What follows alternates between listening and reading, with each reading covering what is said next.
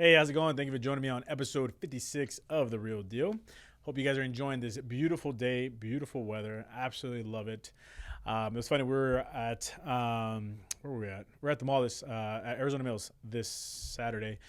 And Zenaida was telling us that her teacher told her that Monday was going to be cold, so she needed to buy warm clothes, and she does need warm clothes. She grew out of all her long sleeves and stuff, and I was like, yeah, because last week was still like mild, right? And then sure enough, this morning was pretty chilly. I went out for a run, and it was cool. It was nice. I know it's not going to last that long, but another thing that happened to me this morning as I was about to leave to the office. There's water dripping from the ceiling, and I knew exactly where it was leaking from. And as a real estate agent, I come across this all the time in inspections. And I thought to myself, this is coming from the AC drip pan. And it felt kind of cool too because Nilza was like, "Oh, it's coming from the roof," and I was like, "No, I got this." I was like, "It's coming from the AC drip pan. Watch."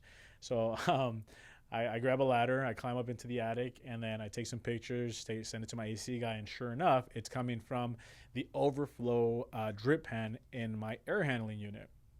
So just to give you a little bit of a AC 101, I mean, I'm not a AC tech, but I know the basics because it comes out every single time, like 80% of the time on an inspection. So when you have an AC unit, you have a two condensation drain pipes, right? So you have one, and this is if you have a split system where you have the main air handler in your attic somewhere, and then you have the compressor or condenser compressor somewhere outside, right? If you have a house that's built like in the 80s, more than likely you have an all-in-one unit. So this is talking about the split unit, right? So you're going to have two drain pipes. You have one drain pipe that drains from the bottom, and then you have one that drains from the top. Now, the one from the top should not be draining. That's like the emergency one. And that's not like the emergency. I'll explain that one second. But that's not the one that you should be seeing water drip out of. It's the bottom one, right? And the reason I'm bringing this up now is because a lot of people think that you're not going to use your AC during the cooler months because it's AC, right? Well, AC stands for air conditioning. That could be heat, or that could also be, cold air. When you have a unit that's a heat pump, that AC is going to provide both heat and also it's going to provide cooler air during the summer months. Now, if you have like gas in your house, more than likely you have a furnace that handles the heat during the wintertime.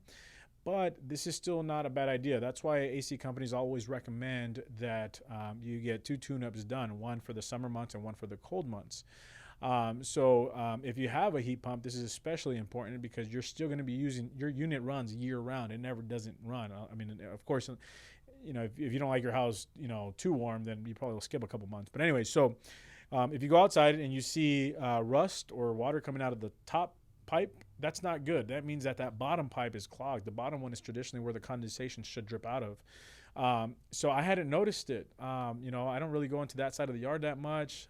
My dog kind of chills in the middle side of the yard, and that side of the yard is kind of where the RV gate is, and we don't have an RV. So what happened was my bottom drain pipe got clogged, and then my top drain pipe got clogged. So what happens is when the secondary condensation drain pipe gets clogged, the water drips into this drip pan that sits underneath your air handler. And if that's clogged, then the water has nowhere to go other than into your attic. So I pulled back the layer of insulation as I was up there, and sure enough, there was a puddle there. Fortunately, it hadn't been going on too long. It didn't look like there was any mold or anything like that there. But it sucks because now I had to have my brother, which he's a great drywall and texture guy, go rip out a piece of drywall, replace it, texture it, and now I had to repaint. That's the annoying part.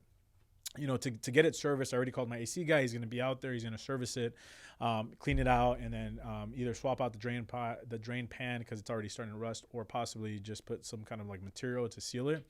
But just having to, rip out the drywall, retexture it, and repaint it, match the paint, like that sucks. avoid it. Get your tune-ups done 2 times a year. So if you have a heat pump, if you have an AC unit that does both, that heats your house and cools your house, is especially important because you want to make sure that it's running efficiently throughout the seasons.